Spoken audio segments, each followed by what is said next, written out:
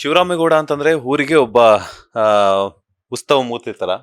So ಅಂತ ಒಬ್ಬ ಒಳ್ಳೆ ಮನಸ್ಸಿರುವಂತಹ ವ್ಯಕ್ತಿ ಆ, ಹೆಣ್ಮಕ್ಳು ಓದ್ತಾರೆ ಅಂತಂದ್ರೆ ಯಾಕೆ ಹಿಂದೇಟ್ ಆಗ್ತಾರೆ ಅಂದ್ರೆ ಯಾಕೆ ಹೆಣ್ಮಕ್ಳು ಹೋದ್ರೆ ಕೆಟ್ಟೋಗ್ತಾರೆ ಅಂತನಾ? ಇಲ್ಲ ಇಲ್ಲ ಅವನಲ್ಲೂ ಒಂದು ಇದಂದ್ರೆ ಅವನಿಗೂ ಶಿವರಾಮೇಗೌಡಂಗೂ ಓದಬೇಕು, ಎಲ್ಲರೂ ಓದಬೇಕು, ಹೆಣ್ಮಕ್ಳು ಓದಬೇಕು ಎಲ್ಲ ಇದೆ. ಬಟ್ ಒಂದು ಯಾವುದೋ ಒಂದು ಅನಿವಾರ್ಯ ಕಾರಣ, ಒಂದು ಮನೇಲಿ ಒಂದು ಏನೋ ಒಂದು ಆ ಥರದೊಂದು ಇನ್ಸಿಡೆಂಟ್ ಆಗಿರುತ್ತೆ ಅವರ ಮನೇಲಿ ಅಂತ ಅನ್ಕೋತೀನಿ. ಯಾಕೆಂದರೆ ಅವ್ರ ಮನೇಲಿ ಒಂದು ಯಾವುದೋ ಒಂದು ಸಣ್ಣ ಕಾರಣದಿಂದ ಹೆಣ್ಣುಮಗಳಿಂದ ಏನೋ ಒಂದು ತೊಂದರೆ ಆಗಿರ್ಬೋದು. ಹಾಗಾಗಿ ಬೇಜಾರಿರ್ಬೋದು ಅವರಿಗೆ.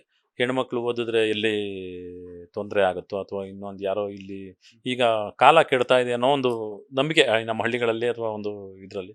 ಹಾಗಾಗಿ ಓದಬಾರ್ದು ಅಂತ ಹೇಳ್ತೇನೆ ಹೊರತು ಅದು ಸೀರಿಯಲಲ್ಲಿ ಮಾತ್ರ. ಅದು ನಿಜ ಜೀವನದಲ್ಲಿ ಮುನಿಯಾಗಿ ನಾನು ಅದನ್ನು ಒಪ್ಪೋದಿಲ್ಲ. ಹೆಣ್ಮಕ್ಳು ಓದಬೇಕು. ಶಿವರಾಮೇಗೌಡ ಇಲ್ಲಿ ಯಾಕೆ ಹೇಳ್ತಾನೆ ಅದೇ, ಮಗ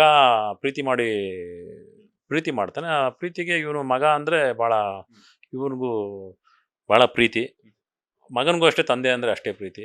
ಮಗನ ಪ್ರೀತಿಗೆ ಮಗನಿಗೆ ಯಾವತ್ತೂ ಏನೂ ಇಲ್ಲ ಅಂದಂಥ ಶಿವರಾಮೇಗೌಡ. ಹಾಗಾಗಿ ಮಗ ಪ್ರೀತಿ ಮಾಡಿದಂಥ ಹುಡುಗಿನ ಕೊಡಬೇಕು ಅನ್ನೋ ಒಂದು ಮನಸ್ಸು. ಹಾಗಾಗಿ ಅವನು ಮದುವೆ ಮಾಡೋದಕ್ಕೆ ಪ್ರಯತ್ನ ಆಗುತ್ತೆ. ಅವಳು ಇನ್ನು ಮೈನರು, ಅಂದರೆ ಏಜ್ ಆಗಿರೋದಿಲ್ಲ. ಜೊತೆಗೆ ಓದ್ತಾ ಇರ್ತಾಳೆ. ಮದುವೆ ಮಾಡಿದ್ಮೇಲೆ ಓದೋದು ಬೇಡ ಅಂತ ಒಂದು ಪ್ರೋಮೋದಲ್ಲಿ ನೀವು ನೋಡಿರ್ತೀರ. ಹೌದು, ನಾವು ಶಿವರಾಮೇಗೌಡನಾಗಿ ಅಲ್ಲಿ ಹೆಣ್ಮಕ್ಳು ಓದೋದು ಬೇಡ ಅಂತ ಅವನು ಹೇಳ್ತಾನೆ. ಲೇಟೆಸ್ಟ್ ಹಾಗೂ ಇಂಟ್ರೆಸ್ಟಿಂಗ್ ಸುದ್ದಿಗಳಿಗಾಗಿ ಬಾಸ್ ಟಿವಿ ಕನ್ನಡ ಚಾನೆಲ್ನ ಸಬ್ಸ್ಕ್ರೈಬ್ ಮಾಡಿ. ಹಾಗೆಯೇ ಬೆಲ್ ಐಕಾನ್ ಪ್ರೆಸ್ ಮಾಡಿ.